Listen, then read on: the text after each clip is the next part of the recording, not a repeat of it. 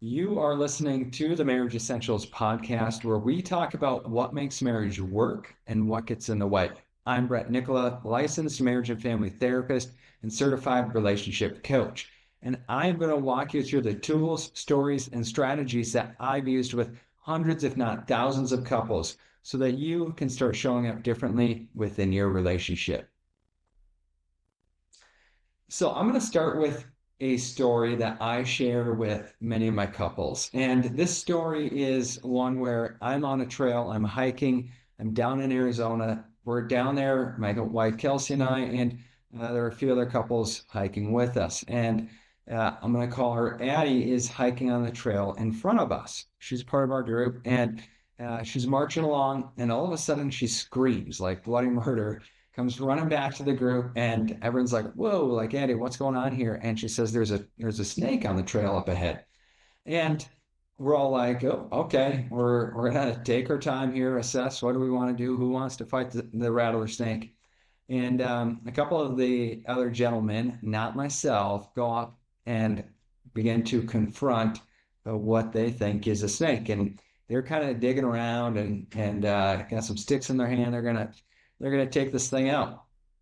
And as they're searching, they're like, Hattie, we're not finding the snake. Can you guide us a little bit closer to where you thought you found it or you saw it? And Addie, now kind of regulated and encouraged, goes back to where she had spotted that snake. And as she's getting up there, you can see she's like tense and she's waiting for the snake to jump out and wrap around her neck and bite her or whatever snakes do, right? But all of a sudden, her shoulders droop.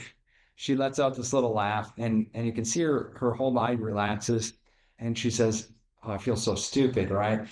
There's a stick that was kind of twisted up. It looked like the tail of a rattler snake. If you squinted really hard, you could see what she was seeing. And it was like the inside of a tumbleweed. Um, but it wasn't a snake, and it never was a snake. And she was like, I promise you guys, I thought that was a snake. And I remember like saying, we believe you. Like, we believe that you thought it was a snake. Why? Because her body reacted just as if it was a snake, not as if it was a stick that looked like a snake. And so in that way, it was so easy to believe that she had spotted what she thought was a snake, and she believed it was a snake, and she wasn't just kidding with us, right? It was for real. And what we saw there was an instinctual response, right? She saw something, and without consciously like thinking about it, she screamed, she spun it 180 degrees, and she started running. And I think if the group wasn't there, right, to kind of catch her and be like, whoa, what's going on? She would have ran back to her car and driven back up from Arizona to Minnesota, never the wiser that what she had seen wasn't a snake. And I've found that this kind of instinct plays out in so many situations, and especially in so many marriages, but not in the form of like snakes necessarily. And I don't see a lot of couples like screaming and running away from their spouse. But what I do see is couples in instinctual protective responses time after time. And in Addie's case, the snake was posing a physical threat to her, right? That bit her, and uh, you know, the venom got into her. It could have been bad, right? And interestingly enough, her father had shared with her that if you go hiking, make sure you don't come across any rattler snakes. Don't get bit by a rattler snake when you're far away from your vehicle because that could be lethal. And she was the only one who had gotten that kind of instruction. So her brain was already worried, already anxious about rattler snakes. And it was no surprise that she was the only one who saw, in quotation marks, a rattler snake because her brain was queued up for it. Her brain was looking for that danger. And anything that even remotely looked like that danger became that danger to her brain. And her brain just knew to instinctually protect herself from it, right? And so when our brain has been trained to know that something is dangerous and there's cues that lead to that danger, it can learn pretty quickly to instinctually respond to it. We see this in like people who have experienced like a bombing or military veterans or things like that, right? Where if they hear a firework go off, we'll see them instinctually drop to the ground and protect themselves because their brain has already learned that that noise is attributed to danger and it just responds without any conscious thought. And so in our relationships, we often aren't faced with physical threats. In some cases, we are, and this isn't speaking to those situations, but a lot of times we're faced with emotional threats. And emotional threats are it's a sense that I'm not wanted, I'm not accepted, I'm not part of the tribe of the group, and that is really tied to safety for us as humans. And we we intrinsically have these cues in place that inform us if we're safe within the group. And if we really want to dig into it, it seems that our emotional safety is tied to our physical safety to some degree, right? If the group doesn't like us, we could be physically uh, in harm's way. So our brain's like, I need to be accepted by the group to not experience a physical threat. So physical threat is scare number one, but it's also tied to emotional threat, which is kind of scare number two. And so our brain actually responds similarly to a physical threat as it does an emotional threat because they're kind of tied together. And so in relationships, when we think that there's an emotional threat, meaning our partner doesn't care for us, doesn't like us, doesn't want to be with us, isn't committed to us, isn't in love with us, doesn't tend to us in the ways that feel the safest to us, right? Our brain will say, this is concerning, this is threatening. And then as soon as it leaves and experiences that emotional threat, it intrinsically will move into that fight, flight, freeze response that is very similar to Addie's. Now, it's not screaming and running away necessarily, but it's things like shutting down, pulling away, being critical, teaching, instructing, asking, pleading, defending. Like these are the things that we will do, especially when we feel misunderstood, unloved, dysregulated, rejected.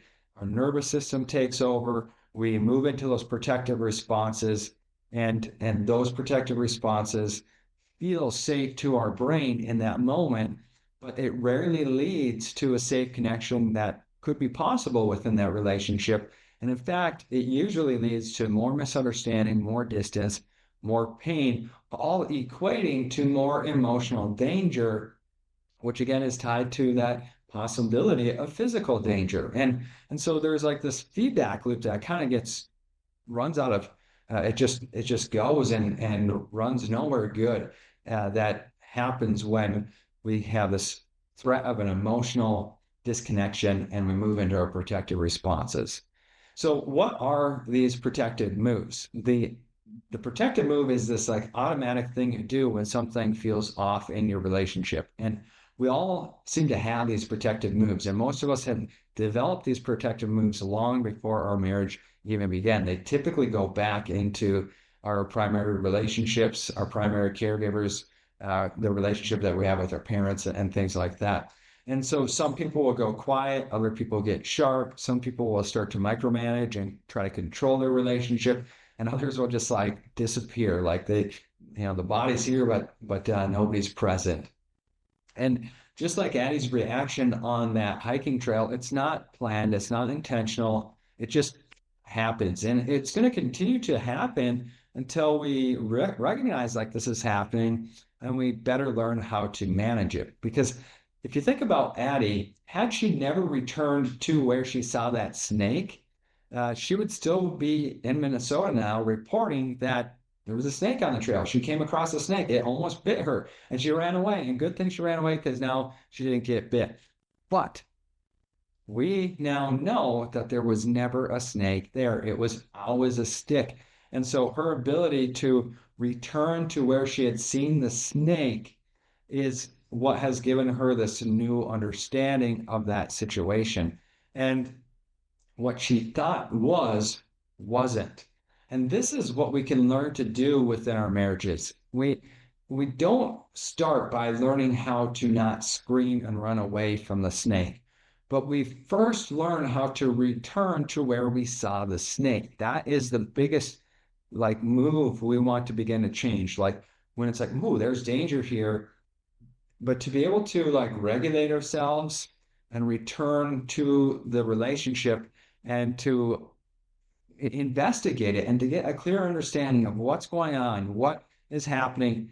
It's important that we don't internalize the behaviors, but we learn the skill of externalizing our partner's behaviors so we can understand it and we can see that the things that are going on have a lot to do with what's going on in them, and the thing and our reactions and responses have a lot to do with what's going on within us. And when we can kind of clarify those things, oftentimes we find out in relationships that what we thought was a threat wasn't. What we thought was a snake isn't. And that's so important. But also in relationships, when we do this, we can confirm that what we thought was a threat it's present.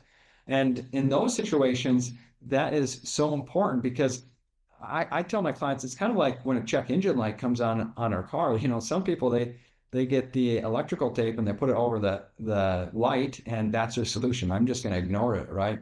And that doesn't seem to logically play out very well. Like, okay, if it is a loose gas cap that's flagging your check engine light, why those two things are connected, I do not know. But I'm told that sometimes those kinds of like sensors and things like that can flag that light, right? When we put tape over it, it's kind of always in the back of our mind, creating anxiety, like what is going on with this car? And it's like when we diagnose it, oh, it was just a gas cap, no big deal.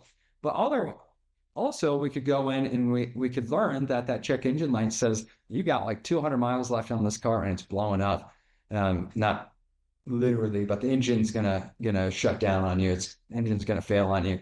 And and in those situations, isn't it more important and so important that you have that data so you can decide what to do in the next 200 miles, so you can understand what could you do to maybe prevent, maybe get 600 miles out of it, 1,000, maybe you can do a repair right then that actually saves the vehicle, right? Like these are the things that are important to understand when we go back to where we intrinsically kind of wanted to run away or flee from it or get upset with it or whatever, to turn back to it and say, okay, what really happened here? And this is what we do in our aftermath conversations.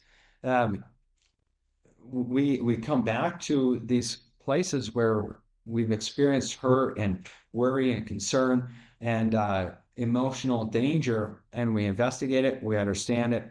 And what we find is when we do this, we discover like many of these things that we feel like our threats aren't, we get less jumpy in our relationships. We get more secure. Just like if Addie were to return to these sticks that she kept spotting and thinking were snakes, she would get more discerning of what's a stick and what's a snake. And she'd be more calm on the trail. And we find that same thing to be true in relationships. When we come back to what we think are threats time and time again, accurately navigate through them using like the framework that we teach, the 4 R's, the RPR method, the from conflict to connection framework that is taught here in Marriage Essentials, right?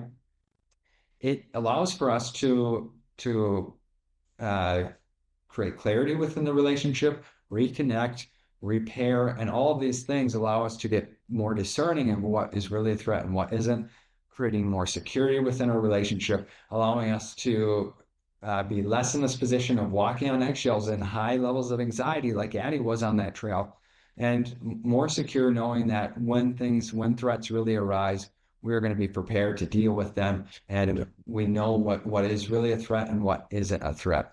So another thing that kind of relates to this that I talk to couples about quite a bit are a few different metaphors. And the first one I'm going to start with is the mouse and moose metaphor. Oftentimes, I find that individuals manage emotional danger within their relationship in one of two ways. They either respond to that emotional threat as if it were a mouse, and the other way that people respond to it is as if it were a moose.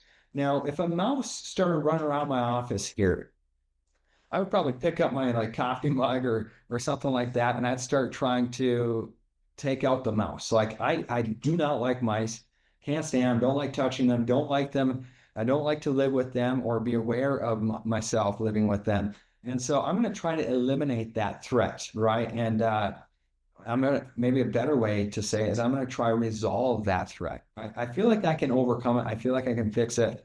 I may have put a hole in our basement sheetrock with a hockey stick trying to get a mouse once, but I feel like I can overcome the mouse.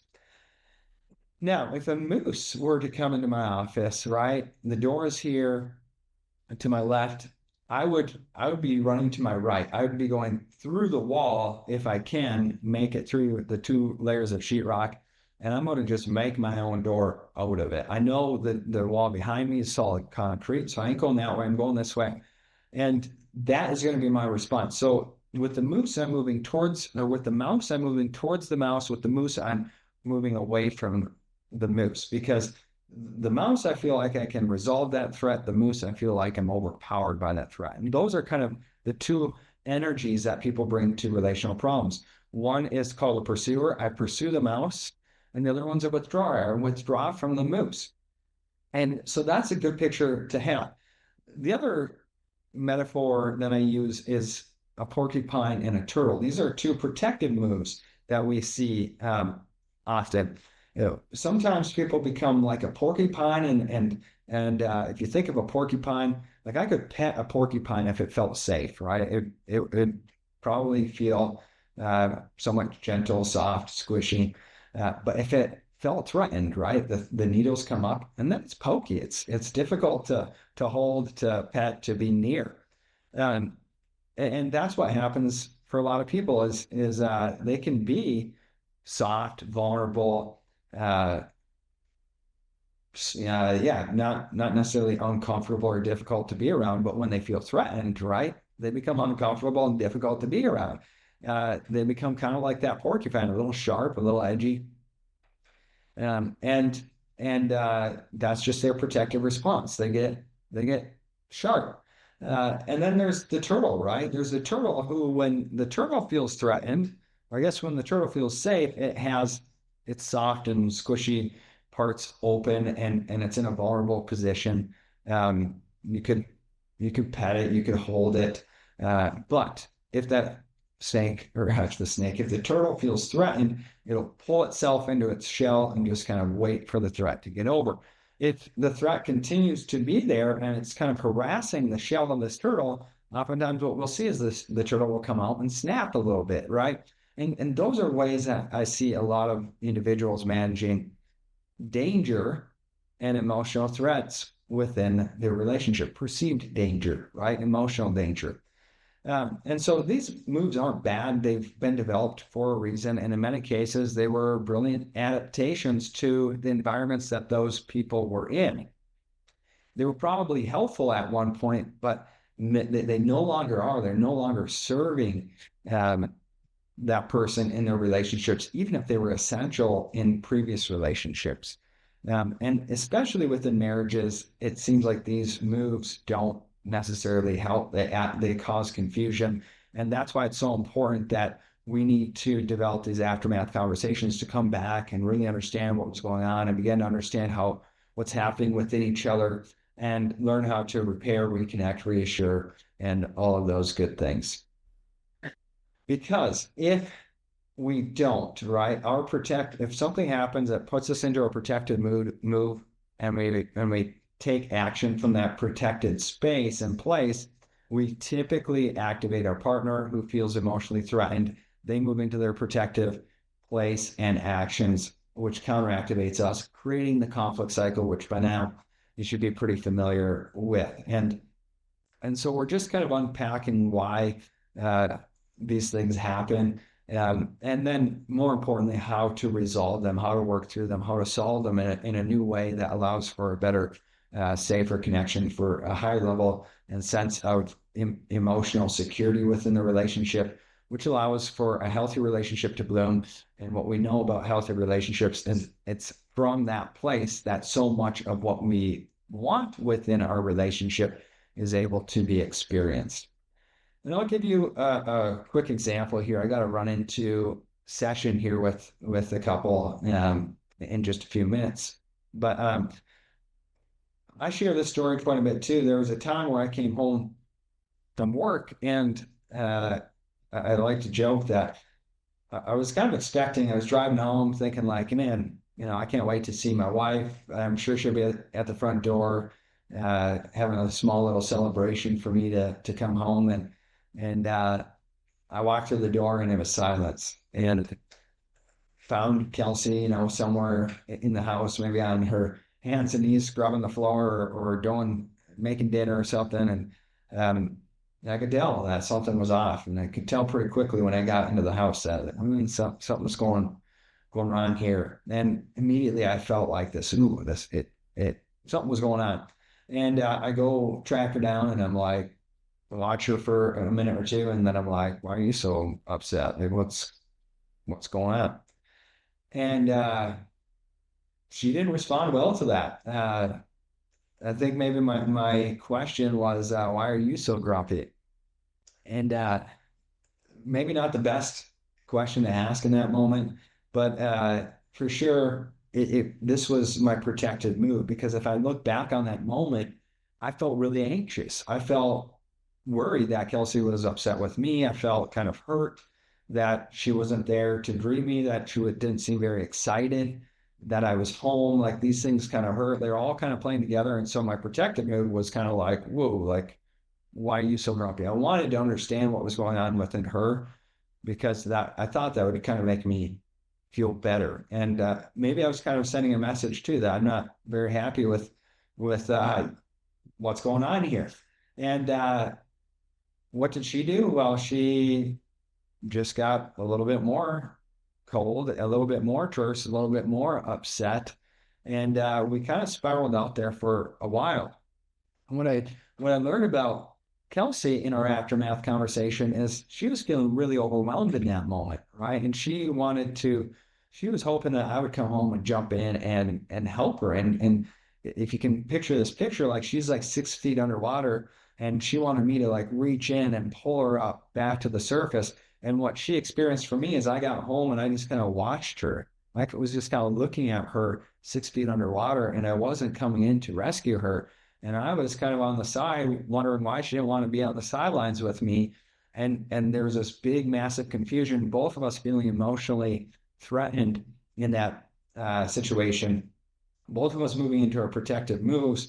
And so maybe looking somewhat like a porcupine or a turtle. And it was confusing to both of us. And it really required us returning to that moment, coming back to it after the kids were in bed, and things had settled down and our emotions had kind of regulated a little bit, where we were able to really understand what was going on there. And more importantly, we've learned new ways to navigate through those moments that allow for us to stay connected and to kind of support each other when those feelings are present. And it really has changed so much for us. And this is what I see with almost every couple that I work with. They get caught in loops where one person's protective move triggers another person, where events trigger one person, their protective moves trigger the other, and it really doesn't matter where that trigger comes from. What does seem to happen is it puts us into these protective places, which inevitably affect and activate our partner. They move into their protective moves and behaviors, and now we got this conflict cycle happening. And so whether someone's getting loud or shutting down, getting cold or getting clingy, withdrawing or accusing, we go around and around. And the irony is these moves usually come from a place of care. We care about each other. We want things from each other. We're trying to protect something that's really important to us: the relationship, connection, safety, respect. Those kinds of things are at the root of this, but our protective moves are so confusing that they end up blocking the very thing that we long for. The protection becomes a barrier to connection and repair. And that is really what we're uncovering here. Your protective moves aren't the problem. It's what we do in the aftermath that really seems to differentiate the couple that figures this stuff out and the couple that just continues to spin out. We can't always eliminate that instinctual response, but we can learn to recognize it, to catch it, And then we can learn to regulate, to slow down our response and our reactions. And we can learn to name and put language to what's happening within us. And then we can return to the moment to speak, not from a place of protection, not from behind the shield, but from our heart, from those vulnerable, soft spaces. And this changes the direction of the entire interaction. It allows for our partner to experience us in a new way, to not see that protection, but to see the vulnerability, and that changes everything. So let me ask you this. What's your go-to move when things feel off in the relationship? Do you go silent? Do you get sarcastic? Do you try to fix it really fast? Or do you disappear altogether? Whatever your move is, I want you to know you make sense. And those behaviors, those moves have likely served you once, but I'm guessing they're not serving you anymore. And in fact, they may be the very thing that's keeping you from the relationship that you're longing for, and that is possible with the partner, with your spouse.